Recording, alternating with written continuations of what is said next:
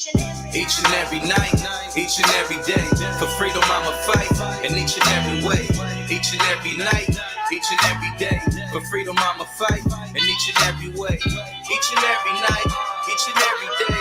For freedom I'ma fight, in each and every way. Each and every night, each and every day. For freedom I'ma fight, in each and every way. They killed Martin, he was leading with love. Knocked the Black Panthers off the map, you know they couldn't see us with guns. Fred Hampton in a pool full of blood. So many assassinations in the nation, we on the run. But I won't run no more, stand and fight in the war.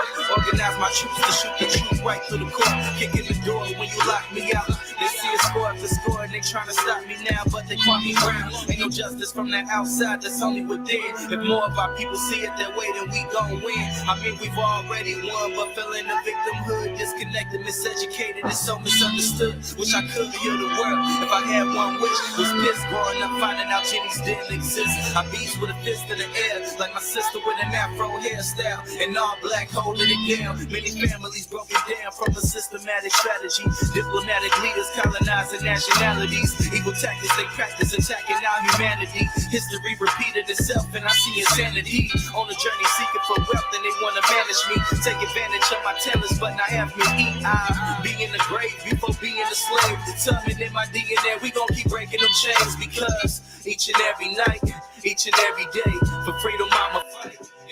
What's up, y'all? That's right.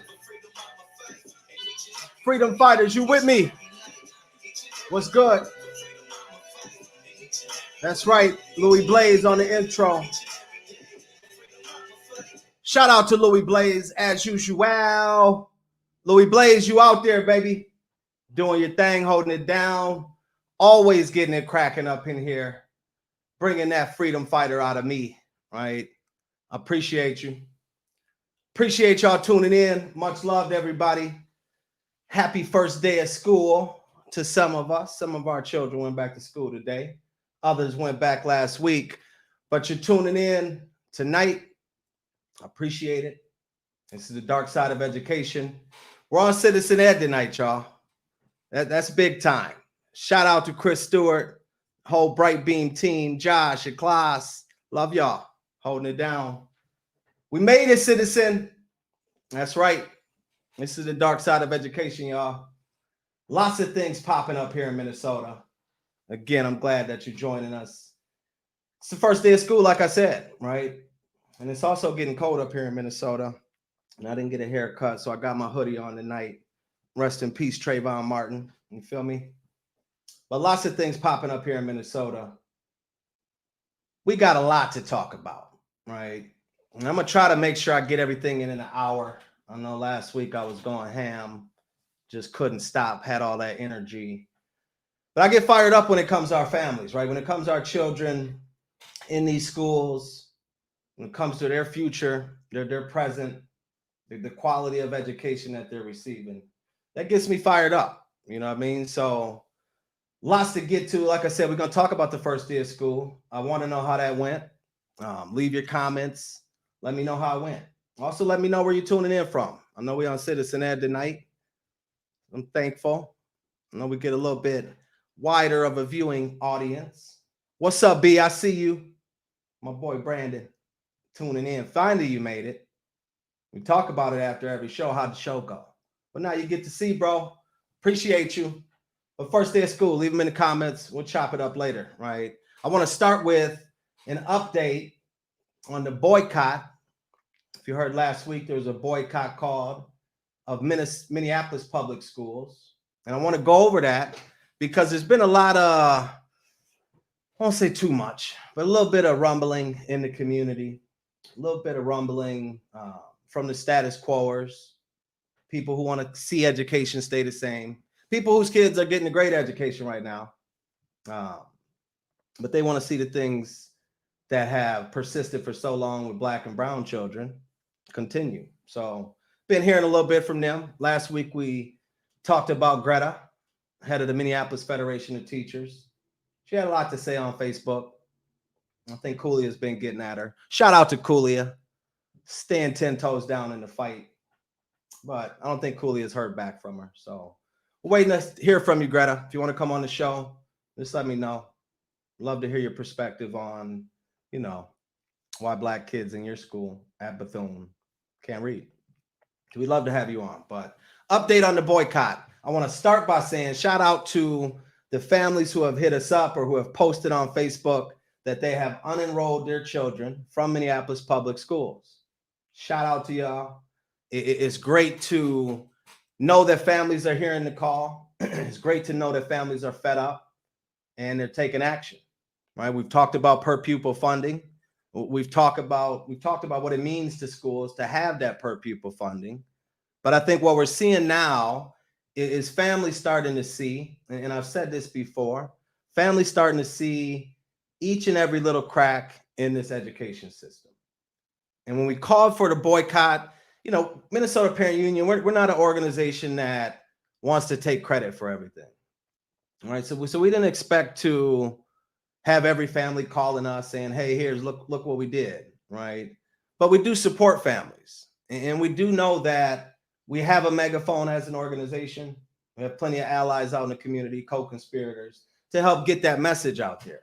And great story that was ran last week by Fox 9, a local outlet here in Minnesota, Minneapolis, Twin Cities area. Great story.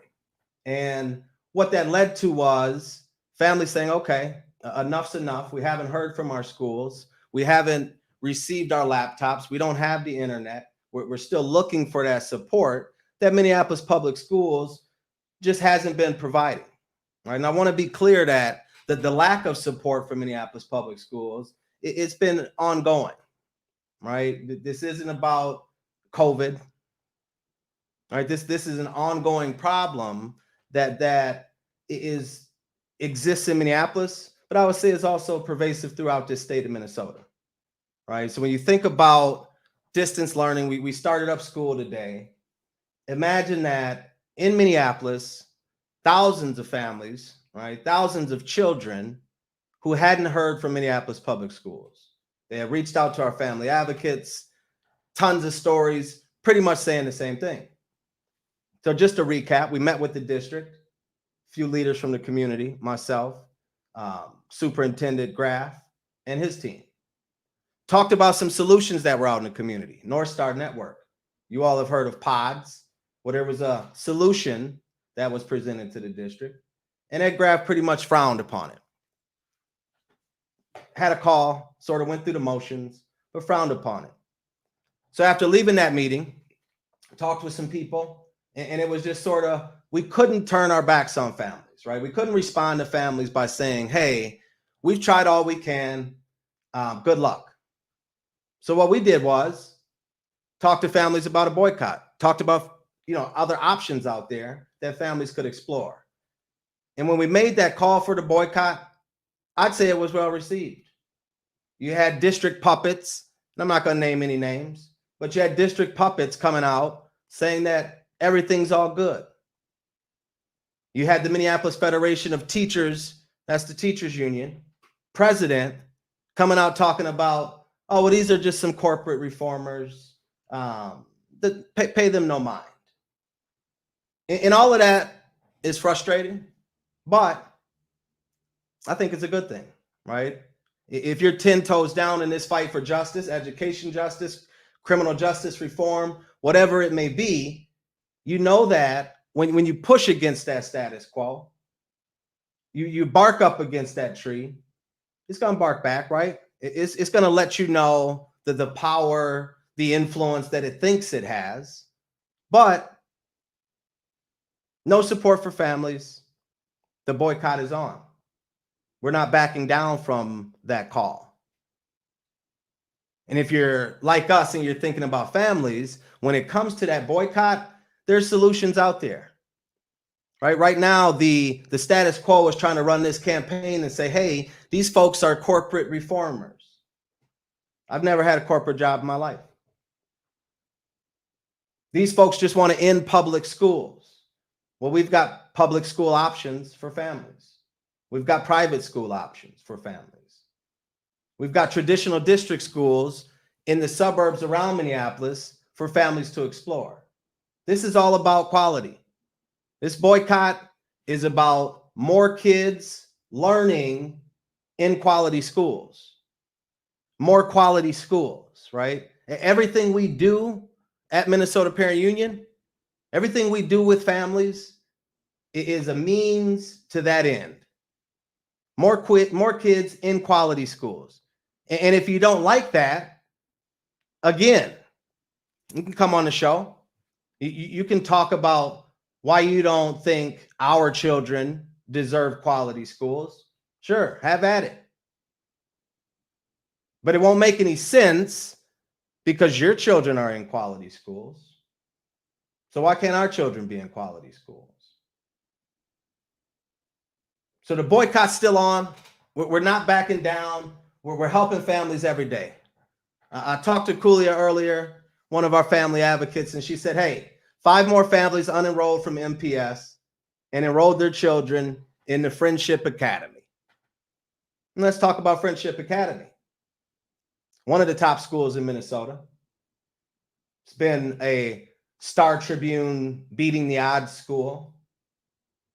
To changing the odds school in the Minneapolis School Finder. A quality school. Why wouldn't you want our children to be in that quality school? But when you push against that status quo, it's not easy. It can be scary. But when they get to talking back, when they get to trying to deflect and discredit, that's when you know you're on the right path, right? You know that the time has come for the status quo to go away. And with the status quo gone, that means folks like Greta Callahan, head of the teachers union in Minneapolis, is gone. Right? That means folks like toddler Nelson Inns, who got to popping off this week in his blog or whatever he wants to call it. I would tell you to read it, but I'd rather throw up for 2 minutes than read that for 2 minutes because there was nothing there. It was the same old. That they're funded by these rich people. Well, who the hell else is going to fund us? Who funds the foundation of the district? Rich people. So it's like, before you go and whine and deflect, Nelson Inns, you got to look in the mirror, buddy. You were the chair of the board for Minneapolis Public Schools. Nothing changed. No solutions. You post this blog being disrespectful, but no solutions. You want to distract. You want to deflect. But the data's not going anywhere, Nelson. The data shows us that when you were chair, you didn't care about black kids. You didn't care about brown kids. That's clear. And now here you are running your mouth because you know that in October, when those enrollment numbers are released, it's not going to be looking good for Minneapolis Public Schools, is it? Is it, Nelson? And what's your solution for that? What have been your solutions? Nothing. But when families of color want to rise up and say enough is enough, that the time is now for things to change, not after another 10 board meetings, then you want to have something to say. You want to push back on that. You don't want to respect the agency of families of color. And I don't even know who sent me your blog, but I'm glad they did. Right? Because it makes it clear that there's no solutions. You had an opportunity, Nelson, to lay out the plan. Lay out the solutions that the district is implementing to make sure that families in Minneapolis Public Schools are supported, to make sure our children are learning. And there was nothing. There's been nothing. So before you turn into a keyboard thug and whine like a little toddler, that's why I call you toddler, Toddler Nelson, because I read your article. It was a waste of time, but it did allow me to see that you have no solutions. The other thing that it allowed me to see, and folks have to pay attention to this one right here, right? Pay attention to everything, obviously, hopefully, but pay attention to this right here. What Nelson Inns did, the Toddler Nelson, he tried the divide and conquer tactic. He tried to pit one of the only other black male executive directors against me. Right? He tried to pit us against each other. Divide and conquer. That's what they do. It's not going to work, Nelson. Want to know why? Because it's that same old tired, tried. It might have been true before, but it's not going to work anymore. Because we're not telling families, hey, you have to boycott. Families are making that choice. Families are making that choice because they're tired of the garbage that Minneapolis Public Schools is putting in front of them. Right? I'm seeing all of the stuff about the first day of school today, and I'm seeing a lot of talk about, well, we learned how to log into this thing here. We had a quick meeting with our teacher. I hope that distance learning, and it's the first day, I know. It's the first day. Give him a chance, Rashad. Jeez, right? I understand. But every day is important, right? And I hope that distance learning isn't what it was like in the spring.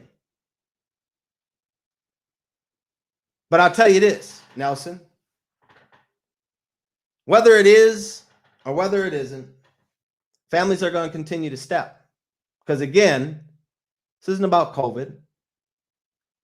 This is about year after year, families being treated like crap by Minneapolis Public Schools. And this is the thing with Nelson, right? This is a guy who, you know, there was a time where we were at a board meeting. The family advocates had to shut the board meeting down because, you know, good old Nelson, who cares so much about racism and being inclusive and all of that, good old Nelson didn't have interpreters at the board meeting for non-English speakers.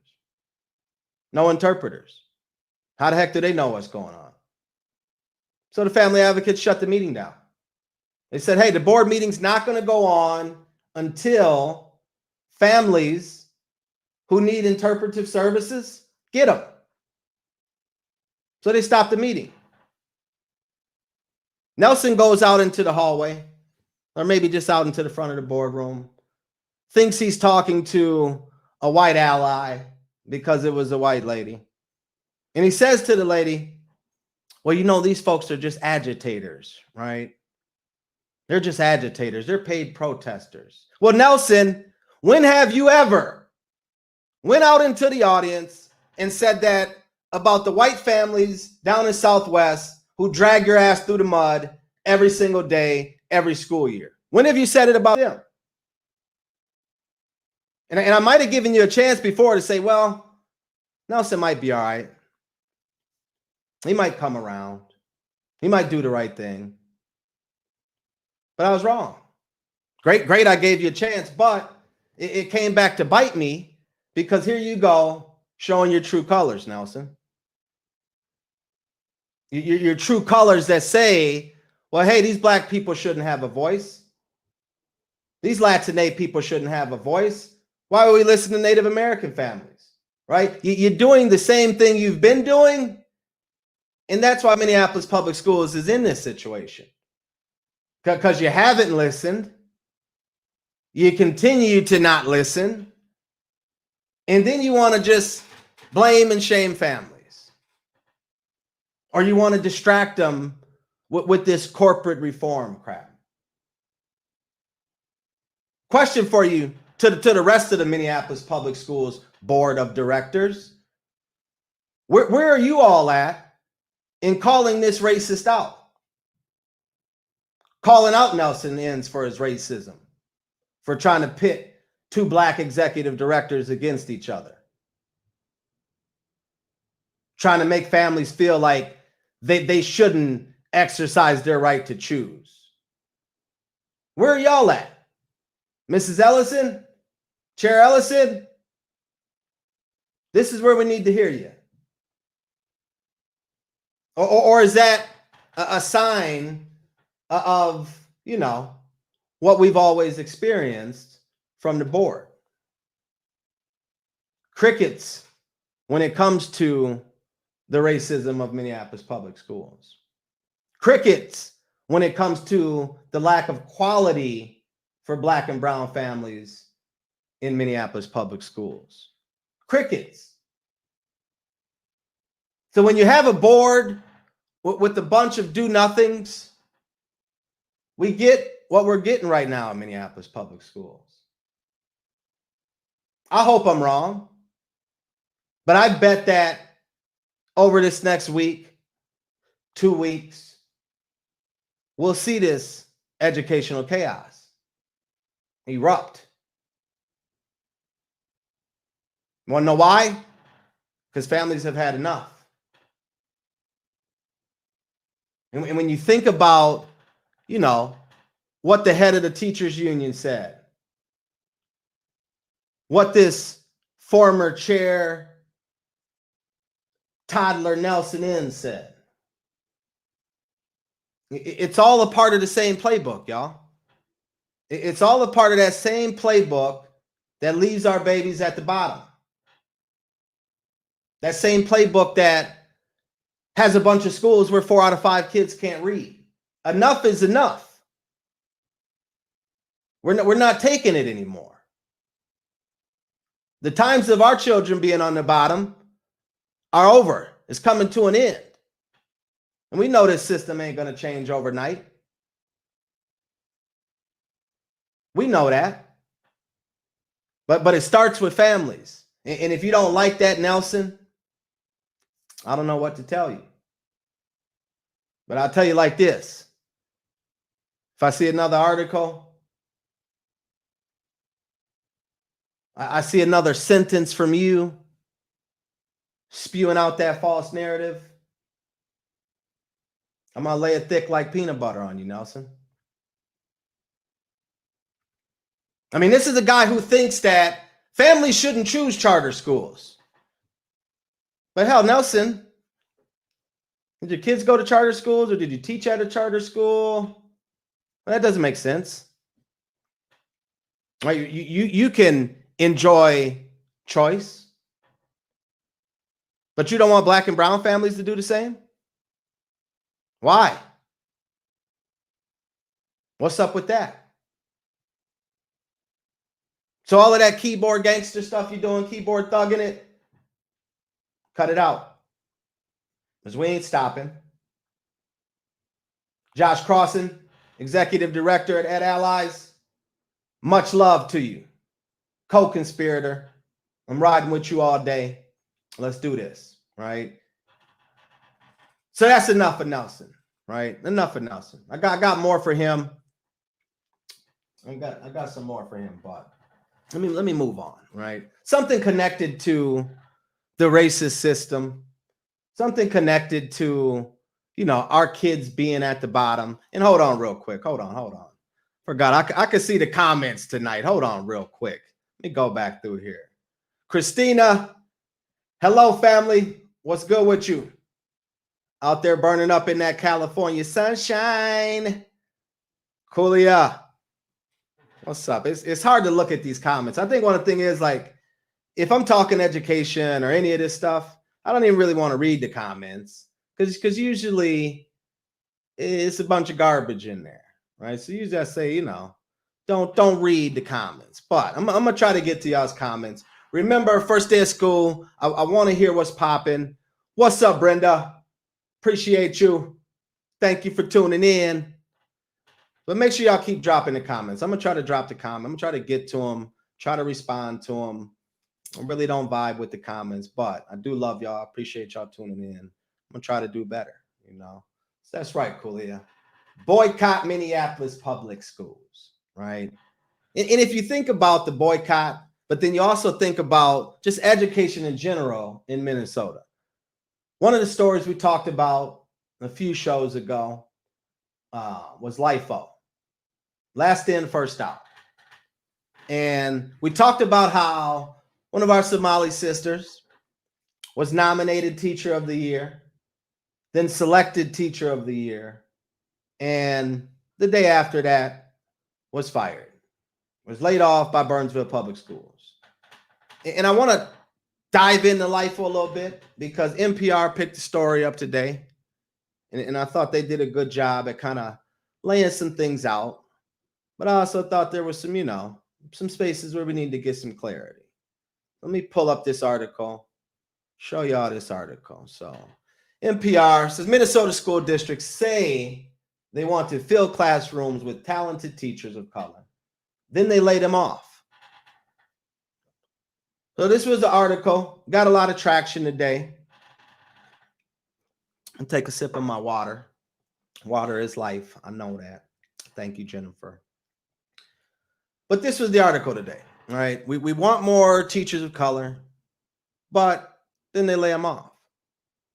So we talked about LIFO a few shows ago, and I want to dive into this just a little bit more in depth, right? Because I was looking at some things that the killers put out there. And if you don't know the killers, I'm talking about the teachers' unions, right? Killers of our children's hopes and dreams. But I was looking through some stuff the teachers' union put out there. And a few things that stood out, right? Check that article out, but a few things that stood out because in none of these articles give us everything we need, right? So I just want to just dive into some things, right? I came across this union logic, let's say, right? And the benefits of LIFO according to the union. Now, if you know me, you know I really don't mess with the union. I think I know they are teachers first, and I'm families first. All right, a lot of you folks that are tuning in, a lot of folks that are doing the work, we put families first. But there's this giant called the union that places all of these barriers in the way of quality education for our babies. So one of the things I came across, the union says, LIFO is objective, right? And they talk about how teaching is an art. I'm not going to qualify talking crap about teachers, okay? Well, I guess I will. Maybe you never heard me say this before. It's obvious there are ineffective teachers out there. It's obvious that there are effective teachers out there. If I'm talking about teachers, I'm talking about ineffective teachers, okay? But they say teaching is an art, right? But when you really think about teaching and learning, right, it's an inside-outside process. When you walk into a classroom, it's pretty clear that, the instruction, that part of it, it's an observable skill.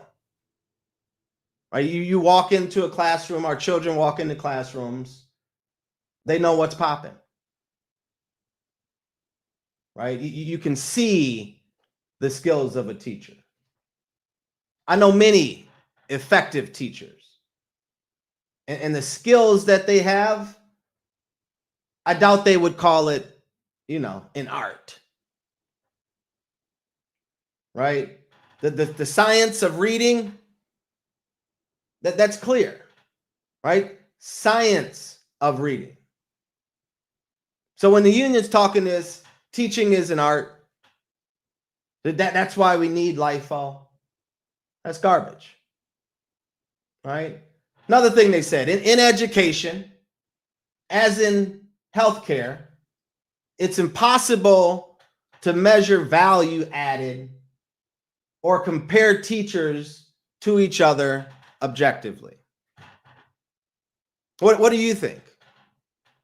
I know teachers out there that watch the show. I know teachers that tell me the stories about their colleagues who are garbage, ineffective teachers, aren't teaching our children anything, don't care about the kids. So it's like when I think about my own personal life right now, right? And I think about the union saying that, in healthcare, it's impossible to measure value added or compare teachers, compare doctors, compare nurses to each other objectively. That's false. Some might even say nonsense, right? If you Google the 2017 State Teacher Policy Yearbook, Google that. I'll try to slide it over to my other screen and drop it in the comments. But Google that. It gives Minnesota teacher accountability a C- in 2017. And I'd give them, when it comes to accountability, an F in 2019 and also 2020. They say LIFO is objective in measuring years of service, beginning with the seniority number assigned when hired. Well, objective how? It's more like when you think about Ms. Hassan, Teacher of the Year who was fired, it's more like intentionally exclusionary based on arbitrary, unnecessary rule, right? Why would you get rid of the Teacher of the Year? So when you think about, for decades now, you can find articles going back decades with teachers who are crying wolf, talking about funding, right? Claiming to be the managers, the reinforcers of stuck in the muck poverty perpetuation programs. I like that one. Stuck in the muck poverty perpetuation programs. Because when you have schools where 4 out of 5 kids can't read, good luck. Good luck. But then you hear teachers, after they talk about, oh, we need more funding, then they turn their fingers and point the blame, right? It's all those families of color, right? It's their fault. They want to continue to be poor. So it doesn't make sense, right? You've seen the article. We want more teachers of color. And I'll add this, right? Because, and everybody might not like this, but I'm not a person who says, oh, we just need, teachers of color, right? We need effective teachers of color. We need effective teachers, period. So when you see an effective teacher be laid off because of LIFO, last in, first out, it should start to become a little bit more clear that this system is doing what it was designed to do, while at the same time putting the wool over our eyes to say, oh, well, we want more teachers of color. We know the value because research will tell us this. Teachers of color are great for all students. Hell, the union will tell you that. They'll cite the research. They'll throw that parade. But when it came to Ms. Hassan, bye-bye. So how's it objective? Objective based on what? And something I want to get to later is, it's objective based on their thinking, right? Based on their responsibility to put teachers first. But what if parents were, at that bargaining table? Well, what if parents were in these meetings and had, decision-making power when it comes to LIFO? Because I think LIFO is a complicated thing. It's not something that people are just talking about at the corner store in my hood. But as people start to understand it, they start to understand that it doesn't make sense. They start to understand that it's one of the reasons we don't have more teachers of color. Because there's plenty of teachers of color out there, but if they know they got to come here to this, why would they want to do that? Right? How is LIFO good for our children. So when it comes to LIFO, we have to end LIFO. You know, I heard Ms. Hassan say or write, you know, it's time to get rid of these type of policies. And we agree. Our partners over at Allies agree. So I know they're going to be working on something at the state level to make sure that we can protect our teachers of color. And at the district levels, families all across the state will start to learn more about LIFO. Families will get organized. And I think the good thing about this LIFO is that it gives us an opportunity as communities, as parents, as teachers, to come together. Right? I mean, you see what the system's response is going to be. If you read the article and you sort of heard the quotes or read the quotes from the union or the principal or the board, and then you think about the fact that although they acknowledge the value of teachers of color, although they acknowledge, like, well, yeah, this doesn't necessarily lead to the best outcomes for kids, they didn't do anything about it. Right? They did nothing. Now, who knows? I'm sure Ms. Hassan will find another role, another opportunity. But it's like, why should she have to do that? Why should those children at that school, why should that school community lose such a gem like Ms. Hassan? And again, the unions are going to tell you whatever they think we want to hear. They're going to try to put the wool over, but we've got to dig a little bit deeper, y'all. I mean, I can tell you that Minneapolis Public Schools, that they've probably, I'd just say, you know, stolen money from these so-called corporate reformers with their Grow Your Own program.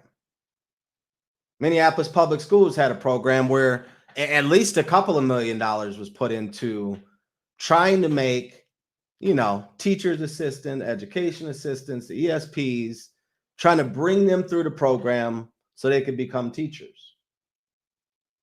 Millions of dollars put into that. Then you go back and look, well, what happened to those teachers? You had the money. You had the solution with the program. Well, what happened to those teachers? They're all gone now. Last in, first out. And you would think that you hear the union talk about, oh, we need more teachers of color. You hear these superintendents say that. You hear these principals say that. You hear school board members say it. But nobody's doing anything about it, right? No one's doing anything about it.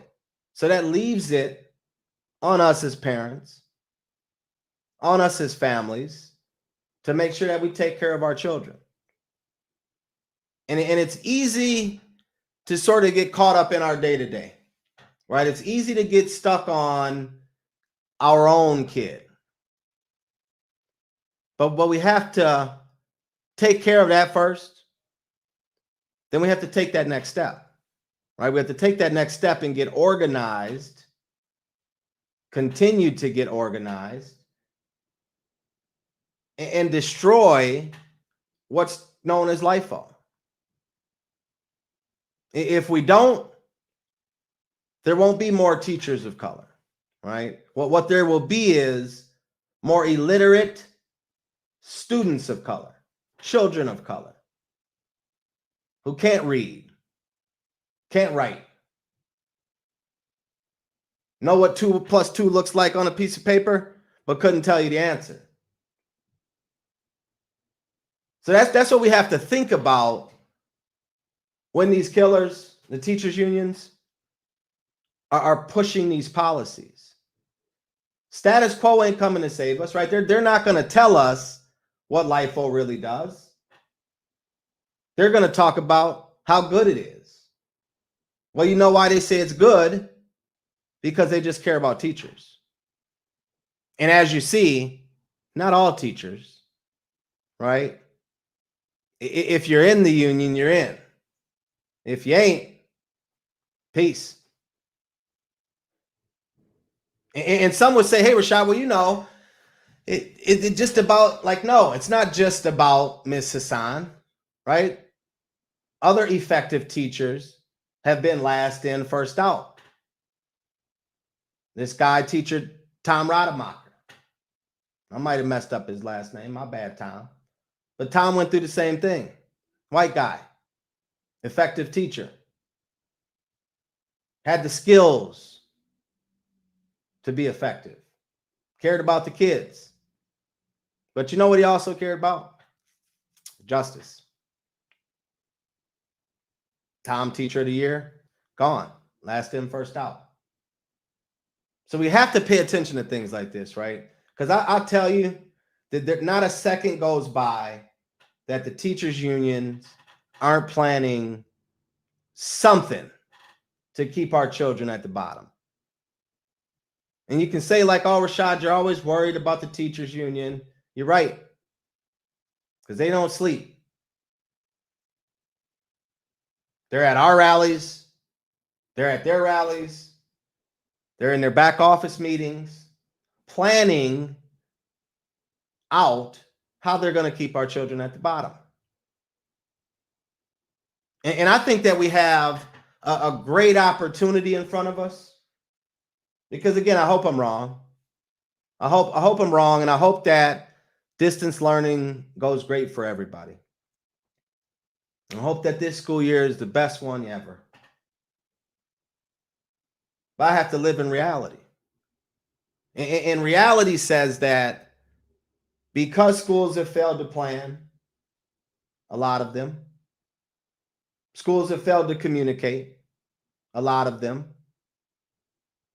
this school year isn't going to be any different than the last one. So we have to start thinking about what can this system look like when COVID's over? Because, you know, I'm seeing sort of this, oh, well, when are things going to go back to normal? Whatever you think that is, it ain't going back to that. That's some of that good coffee. But it ain't going back to that. Right? I mean, COVID has come in and it's exposed all of the ills of our education system. So why would we even want to go back to that? I'm asking you, why would we want to go back to the same system that has our children? I'm not talking about the wealthy white kids in Southwest Minneapolis or around the state of Minnesota, but it has our children illiterate. It has our children caught up in what is known as the pipeline to prison, pipeline to poverty. Why would we want that same system? So I'm going to push us a little bit. I want us to think about how schools are currently set up, this hierarchy that's there. And I was having a conversation with one of my boys the other day, and it made sense. But if you think about the hierarchy that exists currently with our schools, you've got the teacher up here, you've got some technology, you've got the paras in the classroom, and then you've got our children at the bottom. All right, so if this hierarchy, lists out these priorities, our children are at the bottom. But what COVID has caused is all of us at home to put our children first when it comes to education. All right, some of our children have had to teach us as parents how to do some of their schoolwork. So it's put kids front and center, whether the unions like it or not, whether we were ready for it or not. Right? So when you think about Well, what should school look like when COVID's over? Again, what's normal anyways, but it ain't going back to normal. Why should it? Why would we let it? The system's on the ropes. It hasn't been working for us. We have to knock it out.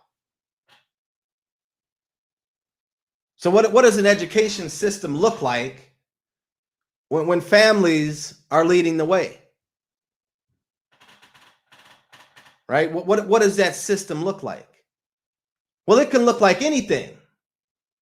And that's what we're learning.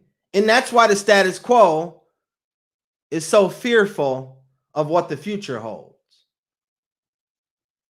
They're fearful of parents who look like me and parents who look like you if you're a person of color. They're fearful of what happens once we have that information. Because like my grandma would always say, and shout out to both of my grandmas, y'all's recovering. I love you. Hope you're feeling better. I know you're feeling better. We out here thinking about you. But like my grandma would always say, if you knew better, you do better. And I think that holds true. What about you? Right? If you knew better, you do better. If you knew that ineffective teachers were in every classroom in your child's school, Bethune Elementary, if you knew that, there's no way you'd accept it. Just like we're seeing with the boycott, families know there's no support. It doesn't matter if they seen a damn news story or they were on Facebook or social media where they heard the call for the boycott. That doesn't matter. Want to know why? Because they know. They can feel it. That sinkhole that we talk about, you're right.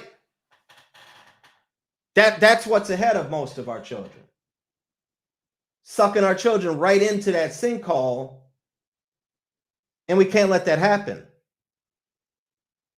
I know I talk about how jacked up the system is, but I also talk about how we as parents, we as families, have to grab this thing by the horns.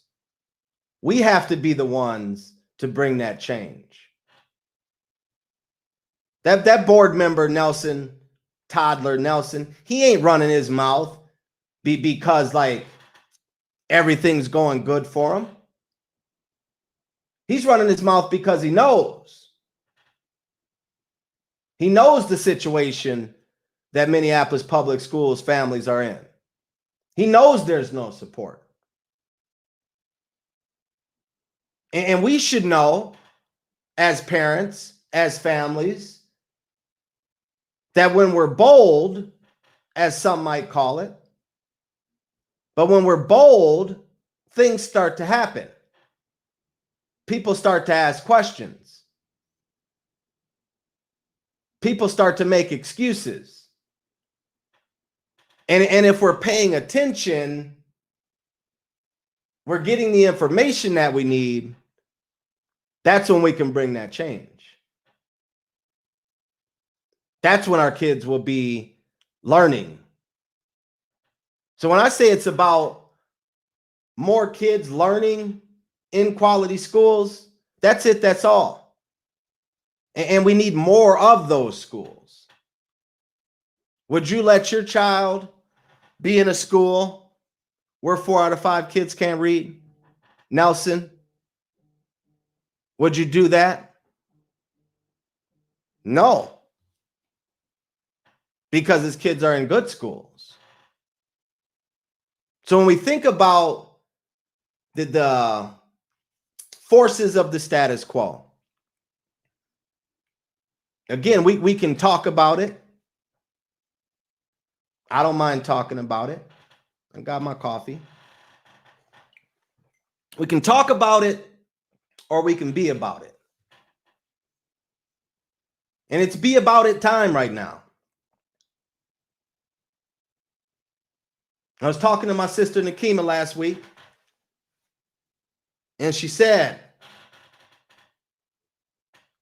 go. Be bold, brother. Be bold.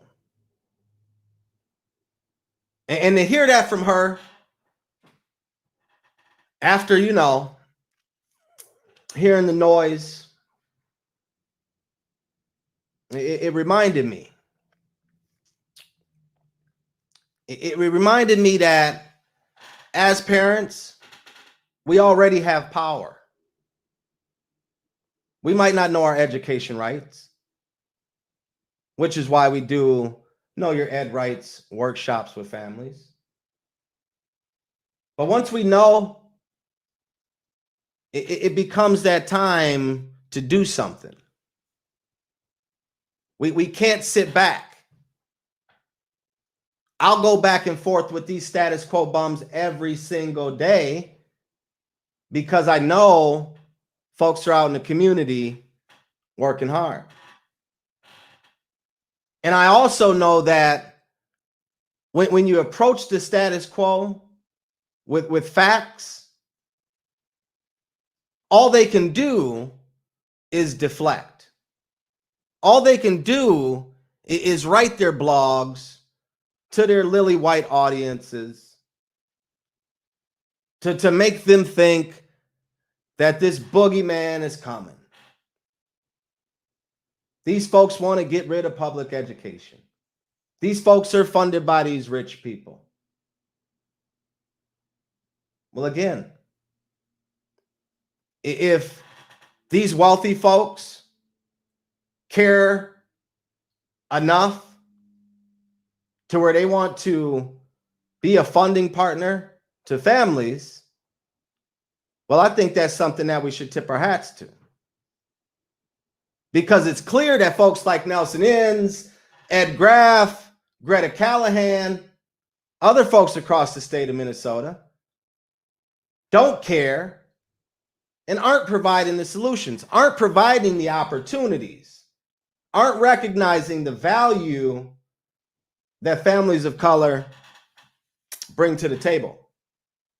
So because they're not recognizing it, all we can do is bring it to their doorstep. So if that's on Columbus Avenue, where Nelson Inns lives, well, then that's where we got to bring it. If that's in the boardroom, well, that's where we got to bring it. If that's at the Capitol, that's where we got to bring it. But if we bring it, we got to go. We can't tiptoe. I talked about the district puppets earlier from Minneapolis Public Schools who wanted to come out and say everything was all good. They're tiptoers. That's been proven. We can't tiptoe for justice. We got to grab it by the horns, y'all.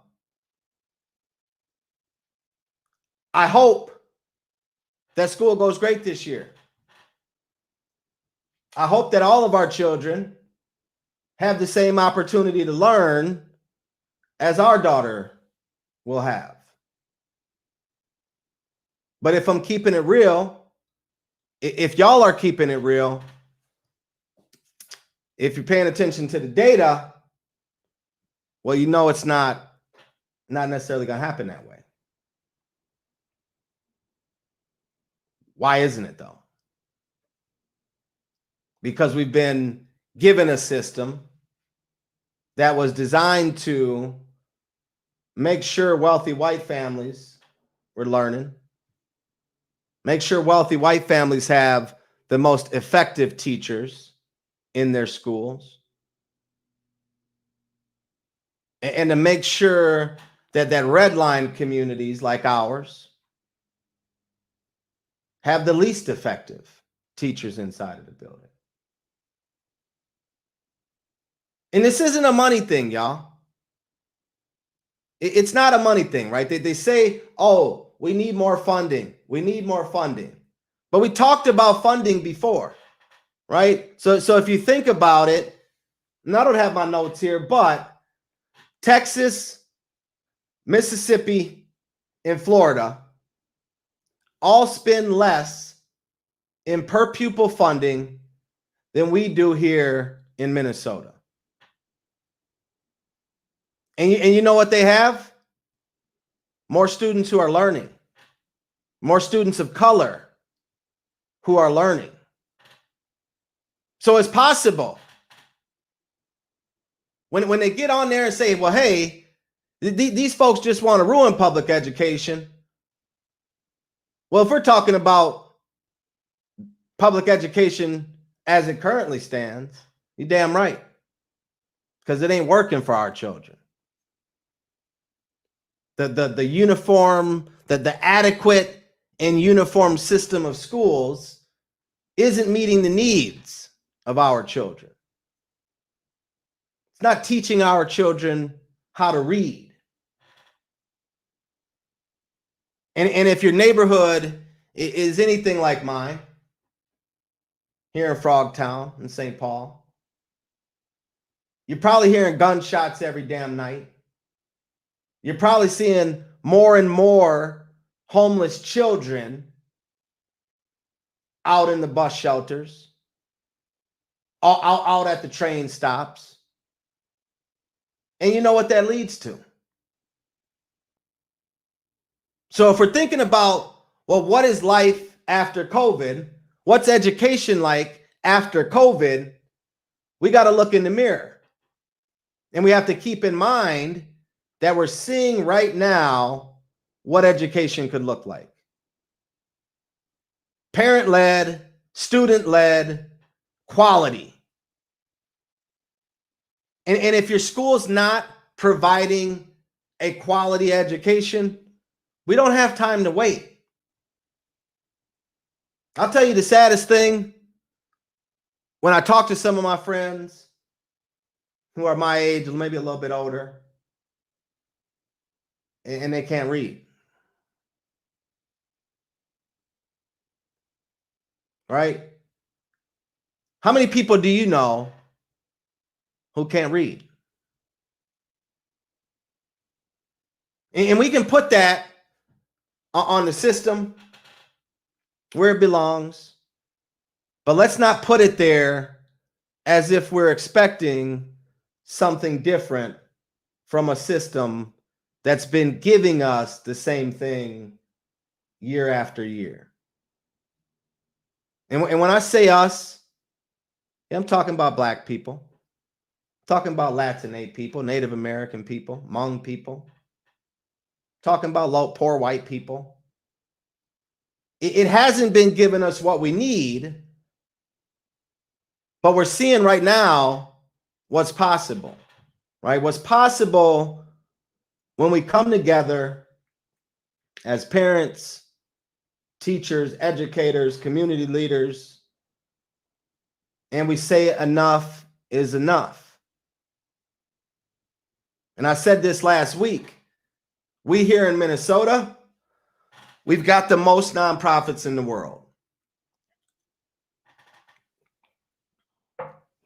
I might be exaggerating them just a little bit, but it's our responsibility. Right? It's our responsibility to make sure our children are in quality schools, that there are more quality schools where children are learning. That sinkhole that Kulia mentioned earlier, it's out there. And it's waiting. And if we think that these status quo folks are coming to save us, it's not happening. Now, I know you got folks out there who just want to blame us as parents, that they want to blame our kids. But the time's up for that, y'all. Right? Quality is a must. Failure is not an option. And if we want to make sure that our kids are getting what they need, we have to be the ones to make sure they get it. So if that's more charter schools, if it's more homeschooling, if it's the money following our children, whatever it looks like, we got to make it happen. This is Dark Side of Education, y'all. I'm Rashad Turner. I'm not going to snap out for 1 hour and 40. I'm going to get me some grub. I appreciate y'all tuning in. Friday, we got a town hall with Commissioner of Education, Mary Catherine Ricker. We've had a couple of meetings with her, so we're going to turn up Friday, have some parents that are going to lead the forum. Tune in. Shout out again to all of you for tuning in. Shout out to Citizen Ed, Bright Beam Squad. I love y'all. God's peace and blessings to everyone.